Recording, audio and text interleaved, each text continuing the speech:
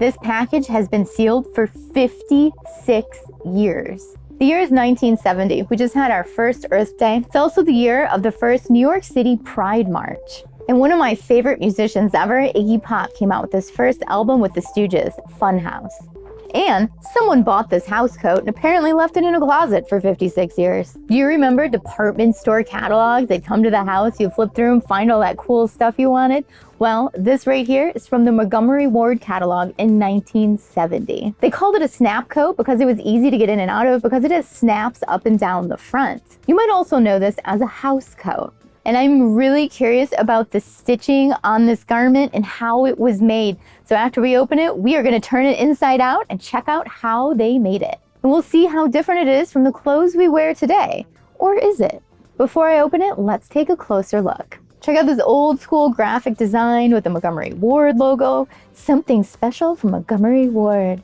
And then down here we have the style number for the print and the size.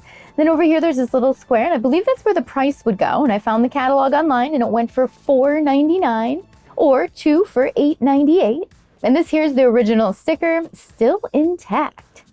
You can see the original tag on the garment here, Montgomery Ward brand, machine wash. We'll see what that says later. Can't read that. Extra large has our sign. It's a poly cotton, and it says it's exclusive of decoration. And there's the RN number, which will tell you exactly where it was made.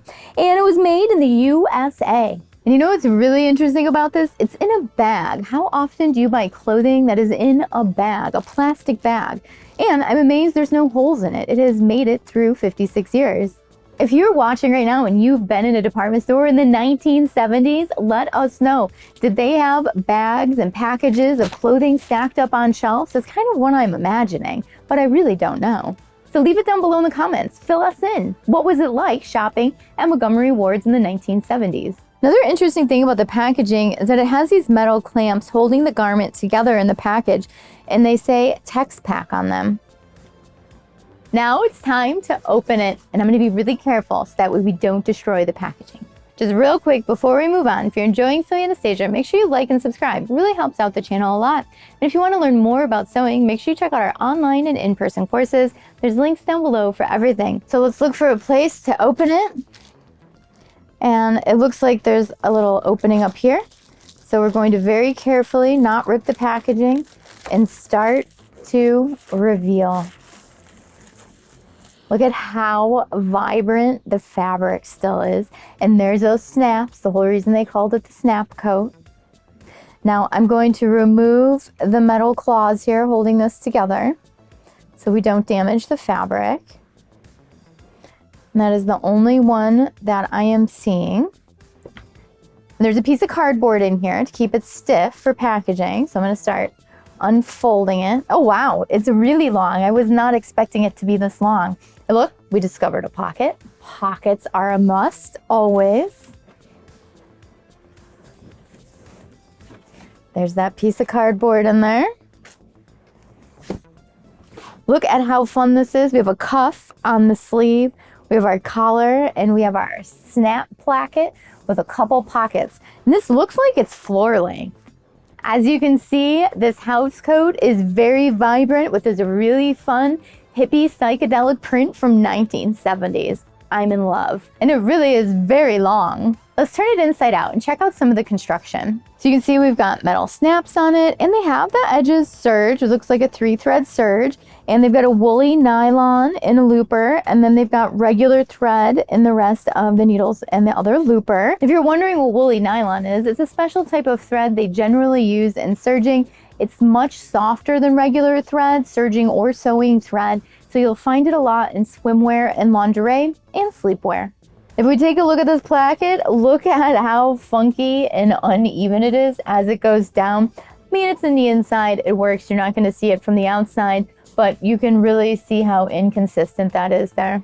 All the edges on the garment are serge, and up here we have a thread tail that they left.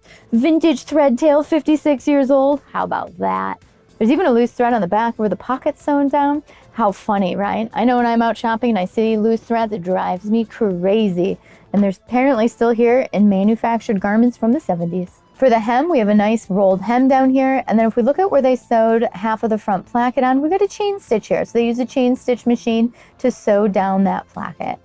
So construction-wise, it's made like our clothes are made now. Depending on the garment, you're gonna see those chain stitches, the rolled hems, the serge seams, etc. So not too much has changed in how we manufacture garments. Now let's test out these snaps and see if they held up over 56 years. Good news, they are still working. So we're gonna undo this. I'm gonna give it a good iron and then I will try it out. Ooh, there's some dust that just came out of it, nasty. I'm also gonna give it a good shake. I don't know if you could just see that giant plume of dust that came out of it when I did that last snap. Pretty crazy stuff. And here it is on. How cool is this? The snap coat from 1970. We've got a collar, we've got our snaps, we've got our pockets for all of our little goodies. We've got some nice cuffs on the sleeve. And it is so nice and roomy. Now granted, it's not my size. This one was an extra large, probably needed a small, but it's a house coat. So you know what? It needs to be big and roomy and cozy.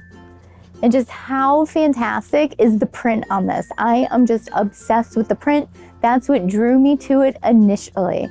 Now, I do love it as the vintage piece, but this could also make a really cool upcycle. Maybe we could make it into a shirt dress. What do you think of that? Leave it down below in the comments. Isn't it cool? We got to go shopping in 1970, but right now it's 2026. It's kind of crazy, isn't it? It would be so fun to go into a department store from the 70s or the 60s or the 50s. I would just love it so much. But it's really fun to find these unique pieces when I'm out thrifting or antiquing. I just love them. They're little pieces of fashion history, and I love seeing how they're constructed and made because I love sewing. And if you were shopping in department stores in the 1970s, I would love to know what it was like.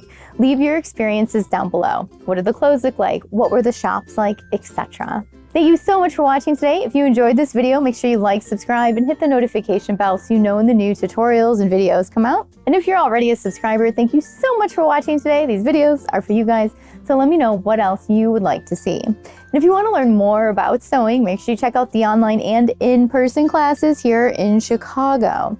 There's links down below for everything. And if you want to know what's going on in the studio today, well, make sure you stay up to date on my Instagram. Thank you so much for watching today. Bye!